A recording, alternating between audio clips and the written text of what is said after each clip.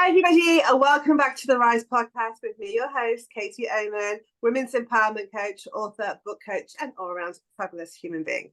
And as ever, I created this podcast because I wanted to really hold space and share some amazing stories. I really believe in the power of stories. I know they have the power to inspire us, empower us, and lift us all up. So having these chats, these discussions, hopefully you'll have some takeaways today that also give you those wonderful, wonderful things, right? And as ever, I have another amazing guest for you today, and I'm really looking forward to having a chat with her. So Karin Monster-Peters, thank you so much for being here, my darling. How are you today? I am excellent today, and I'm really looking forward to chatting. Absolutely. Me too, definitely. Wonderful. So, as ever, as all of my viewers know by now, I allow the guests to introduce themselves because I believe there's no one better to do it. So tell us about you. Who are you? What do you do? And all that gorgeous stuff. That's a big question, right? Yeah, it's such a big question. Every time somebody says it's like, who are you? I'm like, oh, my brain goes into overdrive. List, right? Because we are so much, right? We're never just one thing. Sure. We play so many roles. But Absolutely. I think the roles that I play in the outside world, let's just say, I'm a psychologist. I'm a life purpose coach. I'm an energy healer. And in the inside world, I'm a mom of three and I'm a wife of one. And basically, I've been specializing in the highly sensitive and the gifted for more than 20 years. I think it's 23, 24 years right now. Wow. So that's been my biggest passion throughout my career. Well, it's been kind of like my propeller every time. But that has been infused in different ways. So it's been like, okay, this is my specialty. These and then what can I do? What can I learn to support my people? I get it, and I love that. And I love the fact that you say my people, because my first question, of course, is, okay, how did you get here, right? And why that focus? Because as somebody who identifies as a highly sensitive empath, actually love meeting other people like me. So is it that you see that within yourself and that's why you then wanted to help others? Is that's the journey for you? Yeah, well, when I encountered the gifted aspect, I was in university, and I think it was my second year, and we had this extra class around giftedness. It was kind of like this extra course, introductory course. Yeah. And I'm listening to this woman talk about giftedness, and I'm like, oh my gosh, she's talking about me. And the reason that combined with the high sensitivity is because most people, when we think about gifted, we only think of the IQ, right? We think, oh, they're super smart, but actually the main aspect of giftedness is the intensity. And so let's say that all gifted people are highly sensitive, but not all highly sensitive are gifted. Yes. Okay. So that intensity of experience of life could be one of the gifted ways that you could express that could be through a high IQ, through the intellectual aspect. But that does not mean that you can have also an emotional intensity or creative intensity, like all types. There are psychomotoric intensity. Those are then misdiagnosed with ADHD, right? So it's just how your giftedness is expressing itself through its intensity. So that's how I actually arrived first in the gifted world for many, many years. Like in the second year of university, I encountered, and I was like, oh my God. And I knocked on their door I was lucky enough to study at one of the universities in the Netherlands, where they had the only at that time there were only 2 centers for gifted research. Right. So I knocked at their door and I'm like, how can I help? What can I do? How can I know more? Right. And I'm like doing research and just, just logging research into programs, nothing fancy, but I was in. Yeah.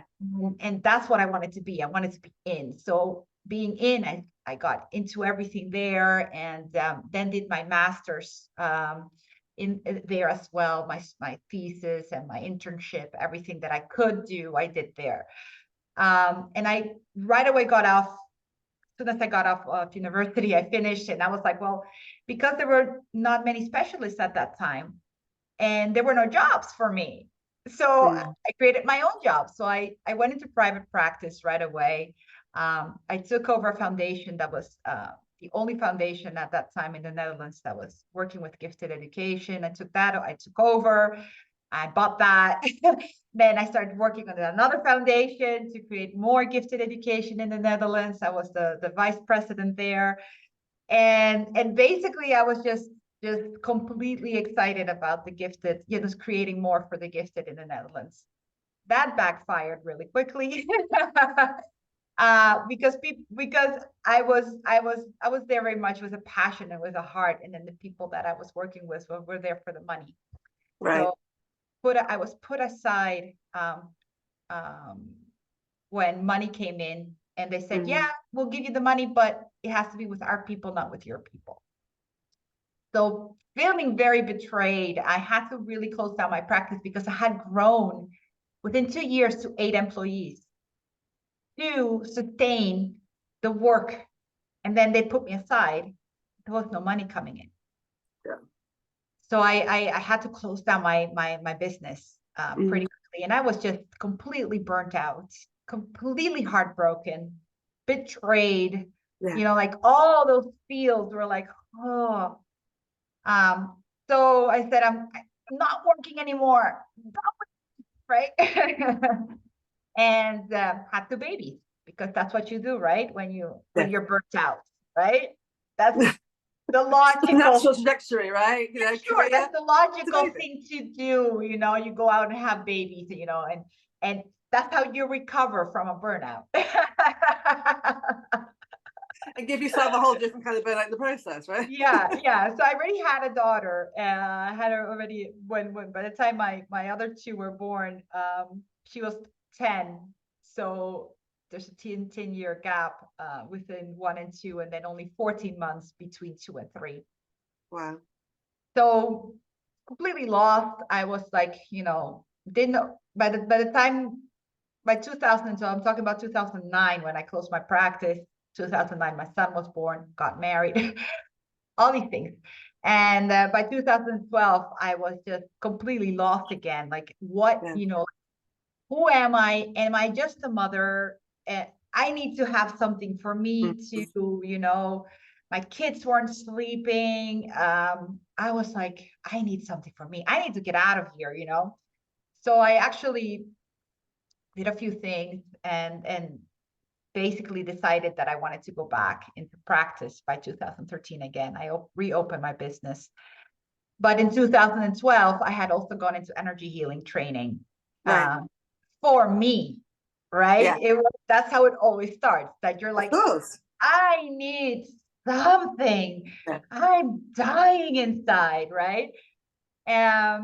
So basically I went back into my psychologist practice. But within months, I was doing energy healing too, because I have a husband who who loves me, believes in me, and everywhere he goes, he's like, "Oh, my wife can help you with that. Just give her a call." And you're like, "What are you doing, man? That's not I wasn't supposed, this is for me." And he's like, and then you kept doing that, and then people started sending people to me. So I was running 2 businesses at the same time.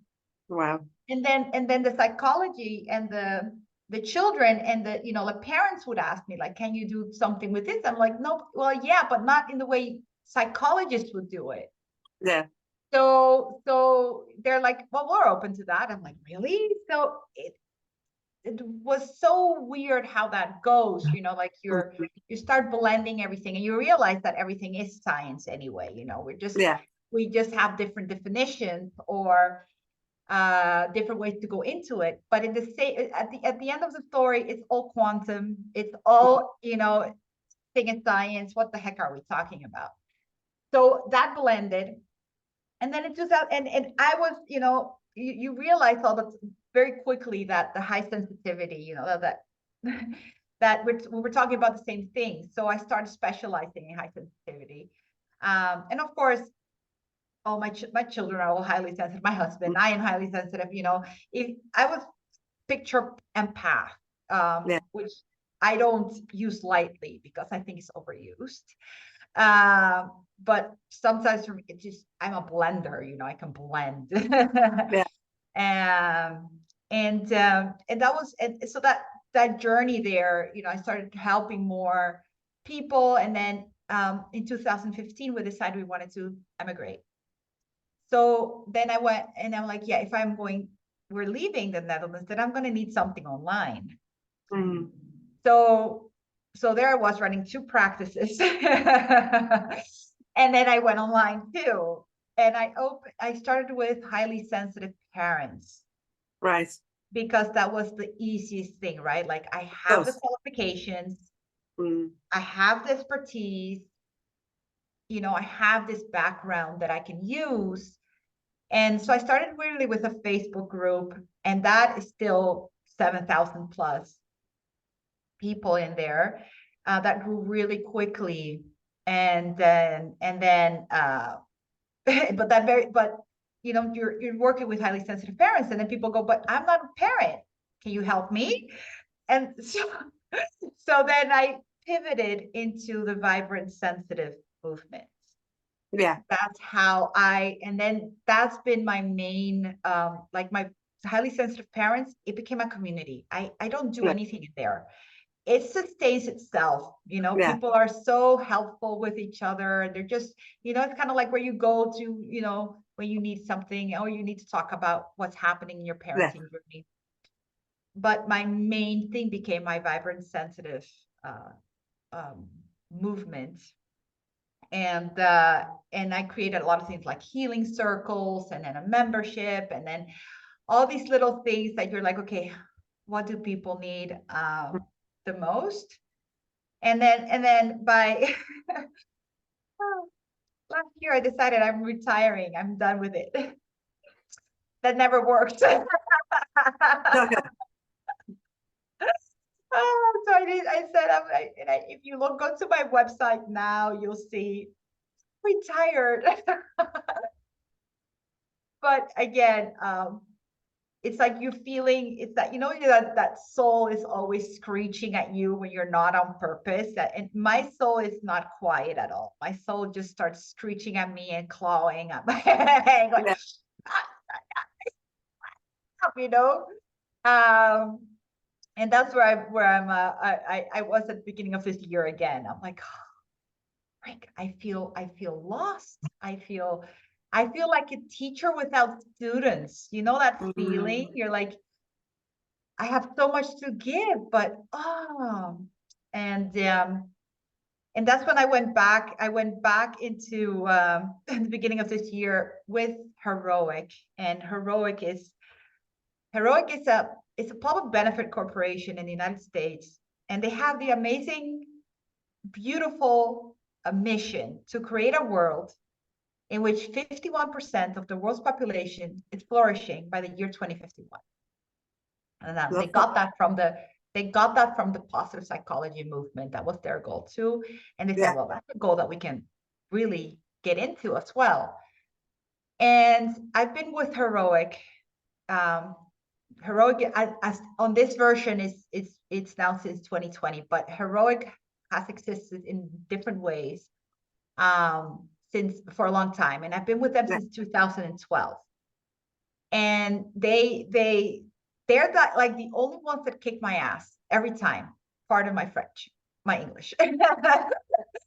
They kick my ass every time. Like the intensity of the work they do and how they bring it into the world it just doesn't let you get away with your own bullshit.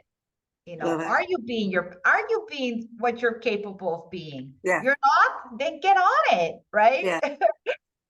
And I've needed that a lot throughout my time, because I've been very burnout prone. I Yeah. burn out easily, you know, with the high intensity, with the sensitivities. I can be very all in and then crash and burn. Yeah. I was the person that would say that I was, kidding, not kidding, really, that I was manic depressive, you know. So I've done a lot and created a lot, but it's always been like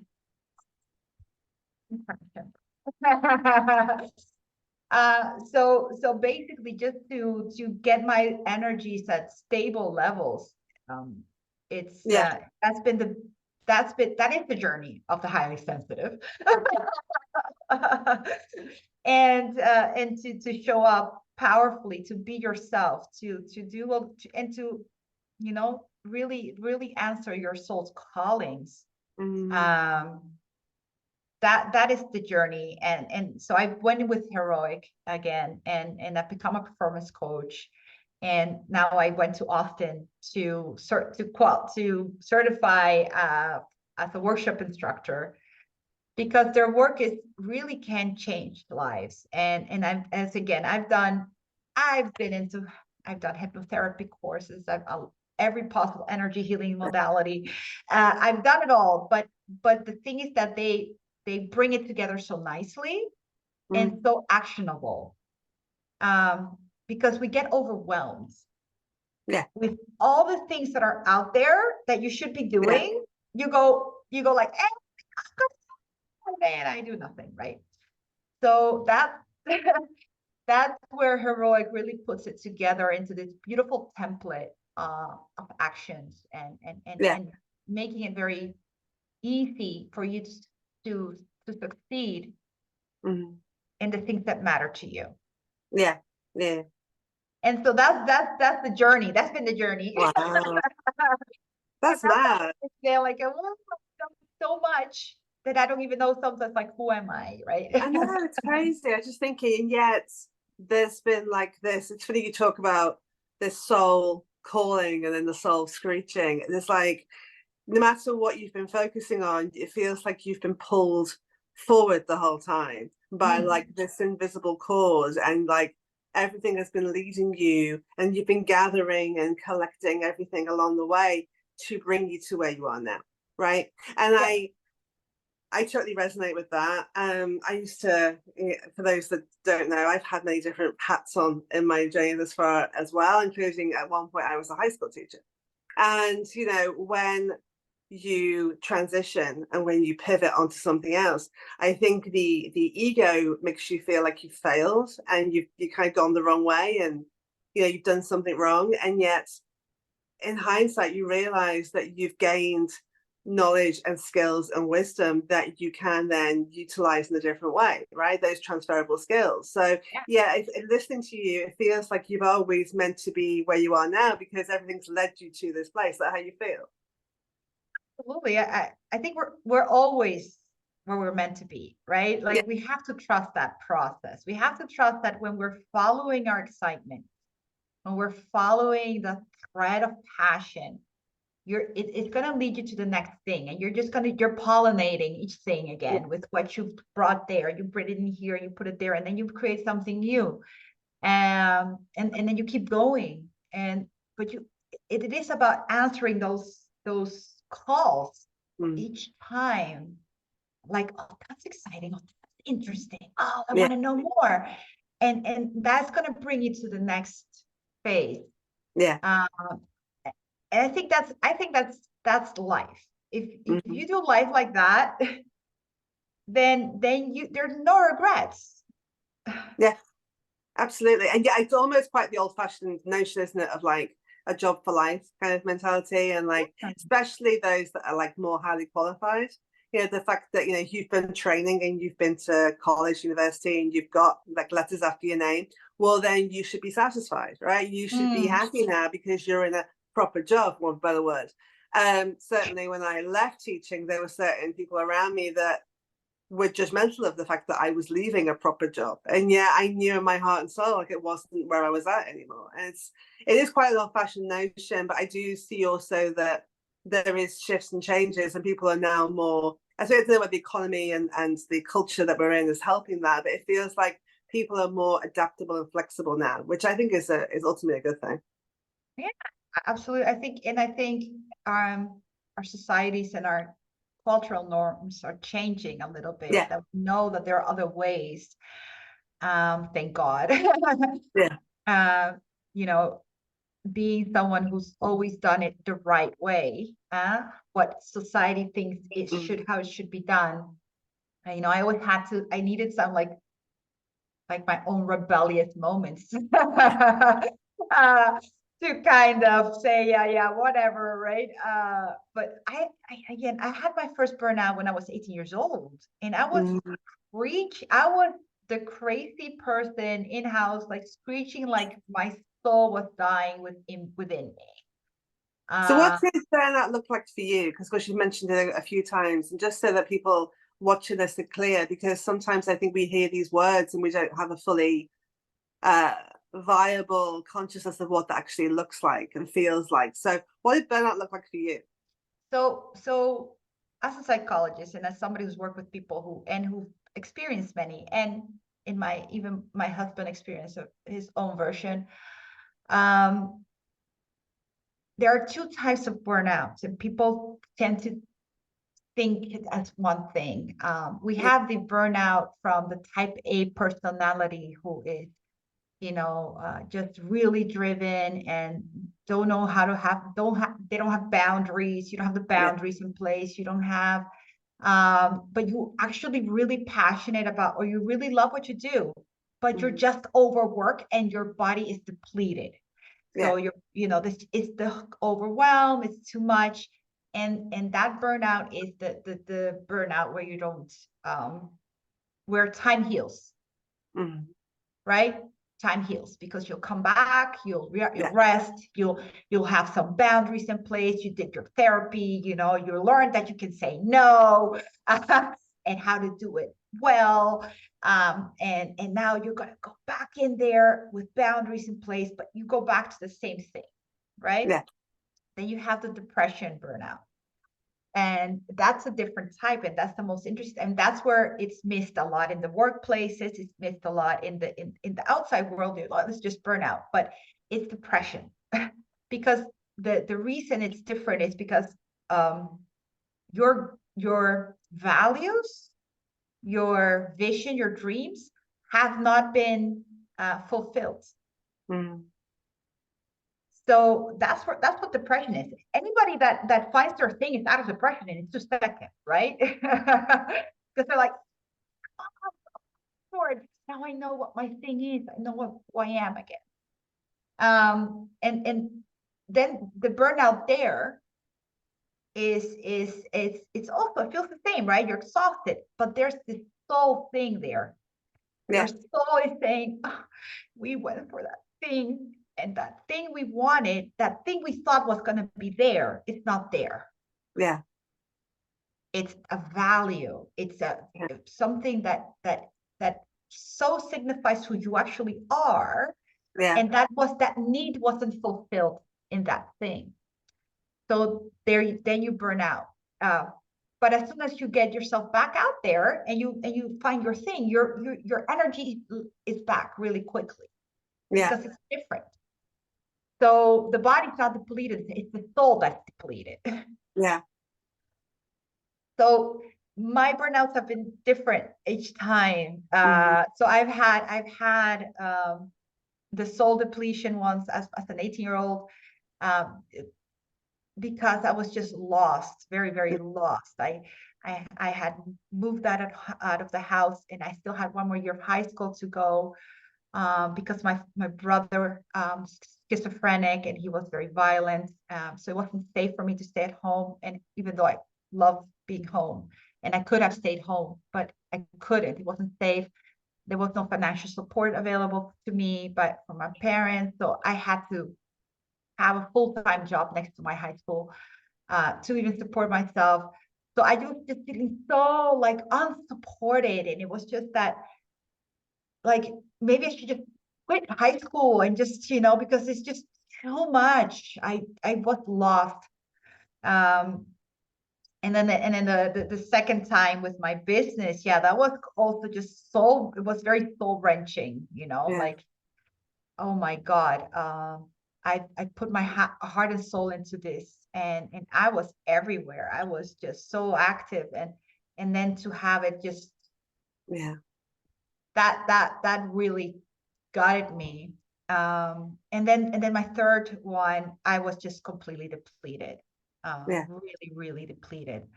Not didn't have I came to a point that I couldn't even lift my arm, and I had Mm. a 2 months old baby that was crying, and I couldn't pick her up. Literally could not pick her up, sobbing, and then had to have my 1-year-old go get my phone. I needed to call my husband because he needed to come home because I couldn't move. My body was just empty. So that's where, it's different. And Mm. we have to know, like, to get out of it, which one is it? Yeah. Yeah. And that's where a lot of things go wrong in when you go into traditional therapy, they approach it in one way. Yeah. Yeah. And I feel you on that, because it's like I say, as somebody who's experienced the soul burnout, but I didn't recognize that's what it was at the time. And trying to approach it from a physical, mental burnout space, it doesn't work. It No. just doesn't. And then you layer on top of that, then you feel like a failure and you feel shamed because you can't heal and fix yourself as people are expecting you to. But it's realizing that it's not coming from that space, and that's not what your attention should be. That's not what your focus should be. Because, like you say, it's not taught, it's not understood, it's not even recognized by the majority as being, this is a thing. And I know in those spaces when I experienced soul burnout, in hindsight, I can look back and I can act like you, I can pinpoint exactly why and what was going on at that moment in my life and what I needed to focus on to shift it. But of course, like I say, I didn't recognize that at that moment. Yeah. Yeah. And that's where I think where everything has to come more and more together Yeah. in therapeutic world, that we have to understand that we're here with a purpose, right? And when our soul is not getting, our mind might be getting what it thought, but our soul is saying, wait a minute, it's not Yeah. adding up. There's something missing. And if it's not recognized, we don't heal. We No. really don't. We feel more like what you said, the shame. I'm a failure. I'm trying all the right things. It's still Yeah. not working. And I think most things are addressed from that physical space, and not from a soul level. Who am Yeah. I? And who do I want to be, in this Yeah. life, you know? And I think, and that's the question. That's the existential question that we all need to answer, to live a fulfilled life, right? Absolutely. And yet approaching it from a holistic, esoteric mind, body, spirit perspective, I think is better to give you the right answer for you, rather than kind of, like I say, just leaning on one aspect, because you'll get it to a certain level, you'll get it to a certain point, but you won't get it on every level because you're not focusing on every level, right? Yeah, yeah. And I do see that it's going more and more mainstream, Yeah. it'll take a while before you get to the hardcore places of psychiatry and things like that. I mean, psychiatrists don't even know what giftedness is or high Yeah. sensitivity, because it's not a diagnosis. It's a trait. So if something is not a diagnosis, they know nothing about it, Yeah. right? So they have no understanding of the concepts and the needs. If a gifted person comes to psychiatrist, you just get medication, right? There's no understanding on that whole spectrum Yeah. of being sensitive, and what that and the impact it has on every level of your life. Yeah. So there's very little, but I do feel that there's more and more going mainstream. I see it because, like, in heroic, there are one of the aspects of heroic is that it has philosopher's notes, and those are just kind of like summary of the best books out there. So right now there are like over 600 already. And Wow. I'm talking about all types of books. I mean, from channeled work and spiritual work to all the ancient wisdom, all the Stoic philosophers, everything to modern science now, right? So it has that broad spectrum. And I listen to a lot of them. And you see that there's so much that is actually coming together now. Yeah. That science is confirming everything we know from the woo-woo world, right? But that I'm there like going, duh, science now confirms, science now says. I'm like, really? We've known this forever, right? And even recently, the last book I read, which was a summary in there, and I read the book because I was like, okay, I want to know more. Was the confident mind, and Dr. Zinsser is a psychologist, coach, therapist, whatever, for West Point, so which is like one of like the highest levels military academies in the U.S. Yeah. And everything he's doing there is spiritual, really. But because he's a therapist, he can bring it, right? Yeah, absolutely. He's like accredited, he's taken seriously, right? Yeah. I mean, it's all visualizations, affirmations. To me, that's the core of a lot of things we do, right? Yeah. In the energy healing world. Yeah. So it's interesting to see how now that when people like that bring out a book, all of a sudden it becomes mainstream. Yeah. You know, Mel Robbins came out with the high five habit a couple of years ago. I was laughing throughout the whole book because it's all spirituality. But now Mel Robbins brings it, and everybody's more, all of a sudden these things are more accepted. Yeah, absolutely. It just happens, like I say.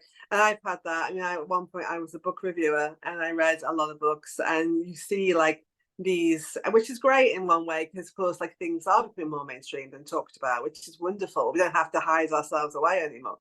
But it is funny, like you said, you see these things and you're going, yep, been saying that for years. Yep, talk about that with my friends. Yep, do that all the time. Yep. And it's just like, but now of course there are certain, you know, publications and the media are like, oh my God, this is like so revolutionary and it's like brand new information. And we're like, sure. Wonder research going back to 1930. I mean, it's not even that it's been really old already in the ancient wisdom, but it's actually a lot of things have already been thoroughly researched for over 100 years. Yeah. But it's like nobody knows about it. Yeah, absolutely, because it's not talked about by the right people in the right spaces, right? Yeah, that's what it is. Yeah. And I see it coming. I see that it's coming, and that people are then more open to tools that, like, we know they work, but now that's being connected a little bit more. Yeah, I hope we're going into more exciting times. Yeah. Where we can bring everything to the table, right? Yeah, definitely. Yeah. I want to talk a little bit about being highly sensitive, because I'm sure that there are lots of people watching this that may question if they are, or if somebody they know is. And I believe in my experiences that more people are being born with high sensitivity over the last maybe 20-25 years than perhaps previously. I certainly witness it. Is it something that you are seeing more and more, and how does it show up for you personally? So the reality is that 20% of every population is highly sensitive. So and highly sensitive person, it's a like more romantic term. It was coined by Elaine Aron. It's not the scientific term for it. Sensory processing sensitivity. Yeah. So any research you look up around it is, if you want good research, it's sensory processing sensitivity. And it's been throughout space and time. Like, there's always been the sensitive people. Those are the, you know, the one who'd go into nursing, into preaching, into the healer, the shaman, the, you know, the so it's 20% of every population. So I'm talking about, they've studied it in fish, and it's there, right? But there are books. There's one, I think, 1934, and another one in the 1970s about the high sensitive people, about the one is a German book, and they speak of how it's becoming increasingly difficult for the highly sensitive, because the world has become so overwhelming. Yeah. 1934, 1970. Wow. So can you imagine? So why are you seeing it more? It's because we are that canary in the gold mine. Yeah. So in any environment that is not right for human functioning, the highly sensitive will tell you first. I love that. It's so true. It's so true. You're thinking about myself, obviously, and then my children, who also, I would say, all are. Yeah, I can see it. And you can see, like, it's a real, like, red flag, if you like, going, something's not okay right now. Something's not in balance. Something is too much right now.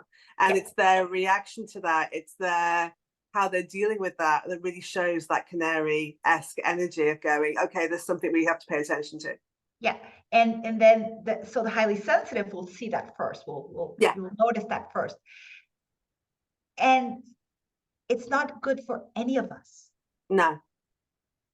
But people, like, you know, oh, get over it, adapt, and you have to toughen up, right? So that's where it. But in reality, this environment that we've created, it's not good for anybody. Yeah. Why is mental health the health of the people, mental health is suffering so much with everyone? It's not just the highly sensitive, but we notice it first. Yeah. And that's why you see it more. And or notice it more, or right. And of course, if we go into new age, we understand that, you know, the more children are becoming even extra sensitive. Yeah. So to make sure that this new earth energy is going to be different than what we created before. So those aspects are there too. I believe that as well. And yet, yeah, we've always been around. It's but our societies were more adaptable, or no, or more how would you say that? Everybody would just go where they were needed. Yeah, absolutely. It was a more place for natural. everybody. Absolutely. It was a more natural way, you know. Oh, she's that person. Everybody would get their role in their society, because all roles are needed in society. Yeah. And they were all honored. Not everybody needed to be doctor, you know, like the doctor and the lawyer and the accountant to be successful, because we knew, we understood that each person has their role in the tribe. And that was just who, that was their nature. So that's where somebody with that nature would be placed. Yeah. And we don't understand that very well anymore. No, I mean, I spent the majority of my life being told that I'm too sensitive, that I need to toughen up. What's wrong with me? You know, where's your backbone? You need to get stronger. I've been told that since I was a child. And it was only in the last probably 5-6 years where I realized, okay, this is not me being a problem. This is me actually being the person I'm supposed to be, but also it's a gift. Yes, you have to make sure that you are, you know, obviously looking after yourself and protecting yourself and your energy as much as you can, but don't see it as a problem. I see it now. It allowed me to do the work that I do. It allows me to connect with people. It allows me to resonate with people because I have heightened emotional sensitivity. I know and see and feel things before anybody else in the room, because I'm like, I have this like emotional radar that's like on all the time. I'm like, oh, that person's not happy over there, and they're like, yeah, but they're laughing and joking. I'm like, no, no, no, no, they're not happy. There's something happening here. Yeah, and that's where it gets really interesting also with high sensitivity. I mean, and the empath world is a little bit different, a little bit difficult to navigate, because everybody then thinks they're an empath. And basically only like 2% of the highly sensitive are actually true empaths. Yeah. So it's so let's say that an empath is more attuned to the living world, right? So we're the spidey webs are on, and a lot of empaths are have had significant trauma in their childhood, to make them more attuned to their environments, so that attunement could keep them safe. So that's mainly, you know, where it's like it's a skill. So you're highly sensitive to begin with, and then you develop a certain skill that you then don't know how to turn off anymore. Because that's where a lot of people are like, I'm a mess, but I can't help it. Well, yes, because it's a skill. You're not doing math all the time, right? Yeah, absolutely. I remember being in a supermarket and being like, and I'm not claustrophobic by nature, I'm just not, but being so overwhelmed by the emotions of everybody around me in that space. It was one of those days where everyone just felt like they were in a bad mood. And I was just so overwhelmed. Like, I literally was nearly on the verge of a panic attack, and I had to just like get out. I literally just dumped the trolley and was like, I know I need to get out of here right now. Because it was literally, I say it's like being out in a thunderstorm without an umbrella.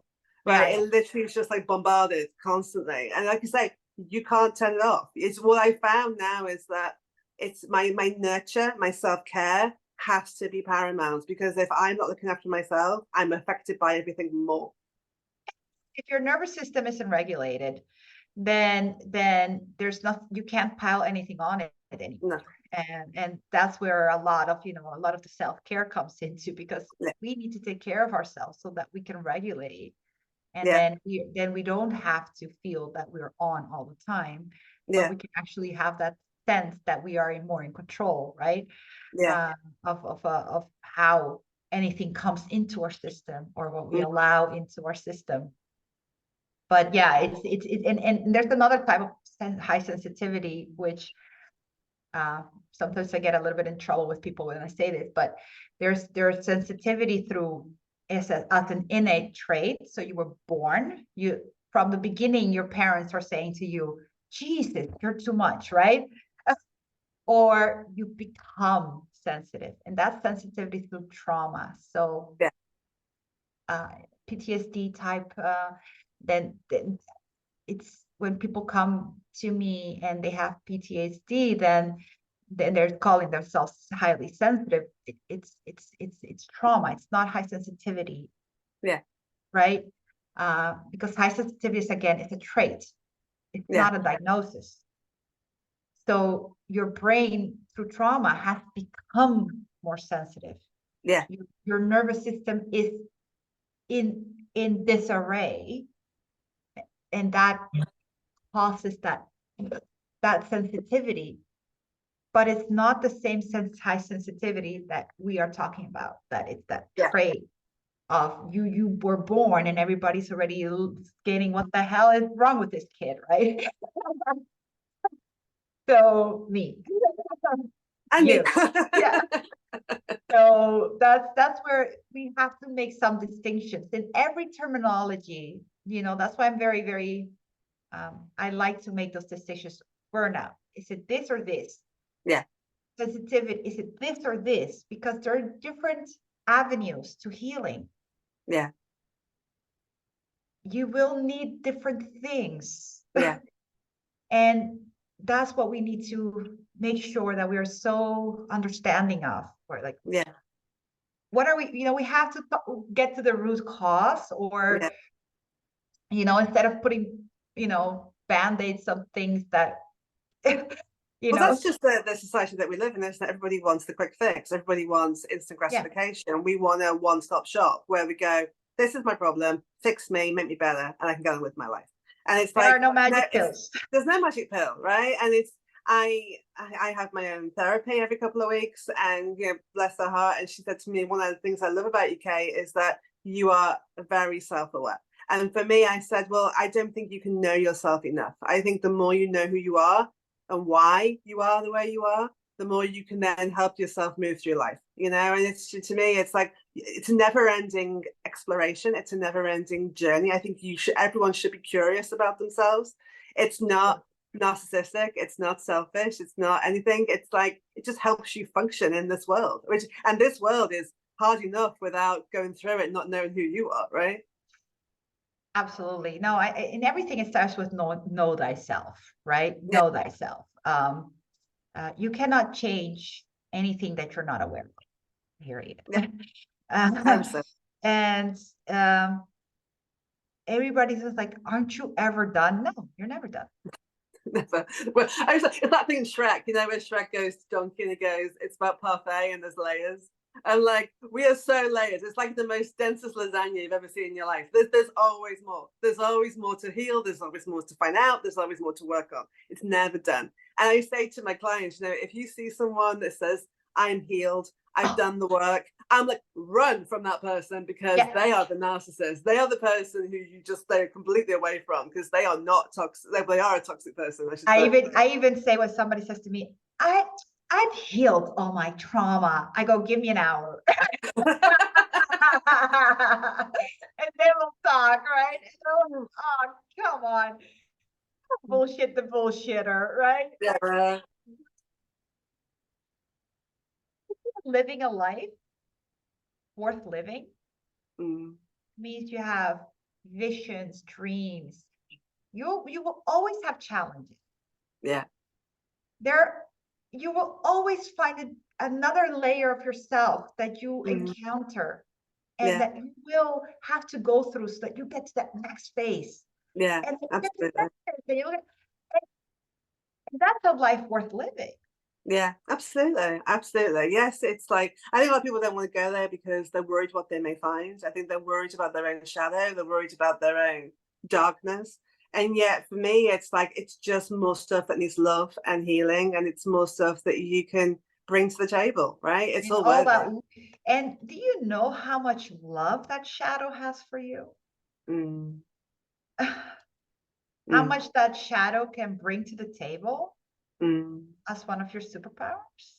Yeah, absolutely. Absolutely. I love that. It's so true. So I read somewhere, and someone said, we think that our shadow self is all like deep, dark, scary stuff. It's also the skills and the qualities and the traits that you deny. So let's say that you are a massively creative person, but you don't let yourself be creative because you've been held back at school, or people have told you that you can't do it, or that goes into your shadow. Right. So by doing the work on that and doing the healing on that, you'll also discover skills and traits that you've buried, so it's not all scary stuff. Actually, let's be honest, none of it's scary stuff. It just feels like it is. There's real gold down there. There's so much gold. And if you let your shadow speak for you in the moments that scare you the most, there's just like, it's electrifying. It's electrifying. Love that. So it's really about understanding, we are whole, we are complete. We have to bring all those parts into the game and give them all their say, right? Yeah, absolutely. And then you will find so much magic in your life. Absolutely. And I think it's, the more sensitive you are, I think the more arts have been created within you. Yeah. Because we feel so broken. We feel shattered. Yeah. Right? So all those little pieces of that puzzle that is you have become something, because you're broken, Yeah. You have to put that puzzle back together. It's like a really positive Voldemort, right? Yeah, exactly. Yeah, I love that.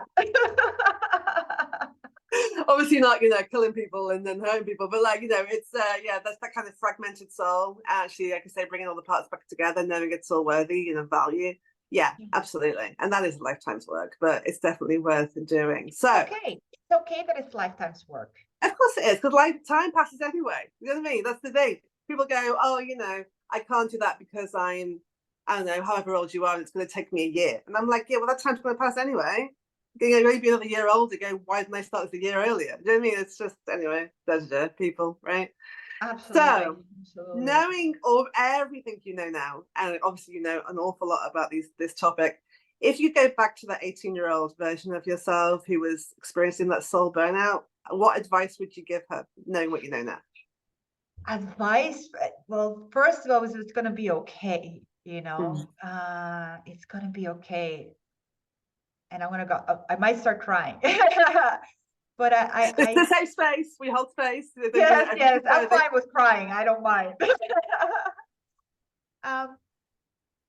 What I know now is that life has just such a beautiful thread. You have to have so much faith, just so much faith on the journey of your soul in co-creation with your God, the divine, the goddess, source, universe, whatever you want to call it. Because if I look back, it's magnificent. The path has been brilliant. I literally was so broke. I couldn't even, I was stealing from my job to pay for my food. And I'm 45 and I'm retired because I have no we are completely financially free. We are debt-free, mortgage-free. Money comes in. Like that 18-year-old could not have envisioned this life. Absolutely not. At all. Like there was nothing in me that could have envisioned the life that I'm living with the knowledge that I had then and the dreams and goals that I had then. So we have to trust that the universe has something even more spectacular for us than we can ever imagine. As long as we keep on following those bursts of inspiration, those moments of like, I'm going to put that out there and I'm going to do that thing and I'm going to learn and I'm going to do that course. Just keep going. Just keep following. Yeah. Because again, do you think I thought I was going to be in Portugal? Not, like never, ever did I think that this was going to be my path. So it's going to be okay. Just keep doing you. Yeah, I love that. Keep doing you. Don't hold back on you. Because I can tell you, as that person, I was always the weird one. I was always, I had a child at 20 in my first year of university. And everybody's like, oh, and I'm like, no, I want that. It was choice, by the way, not a mistake. It was a conscious choice. I want a child. And that woke me up to discipline, self-awareness, service, wanting that understanding that it's not about me. It's what I'm creating. And I've always made choices. People say, how are you doing? You're out of university. You're going to, take over a company and do this thing. And I'm like, yeah, I'm going to do that. Right.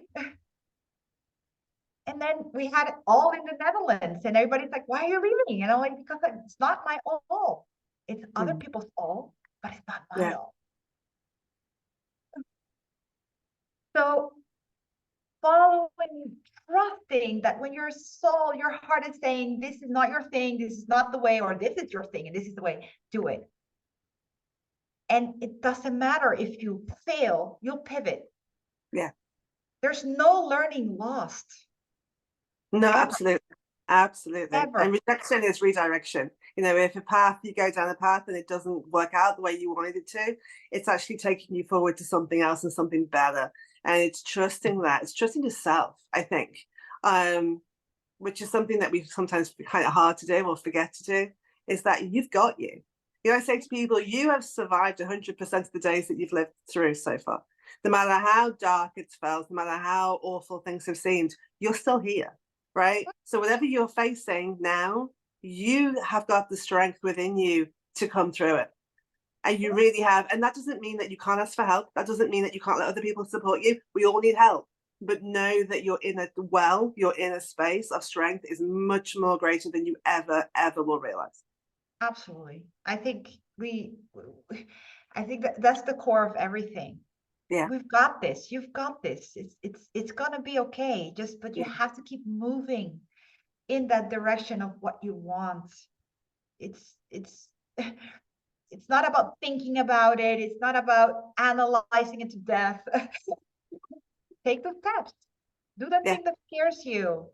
Yeah. Trust that, you know. For me, it's always about also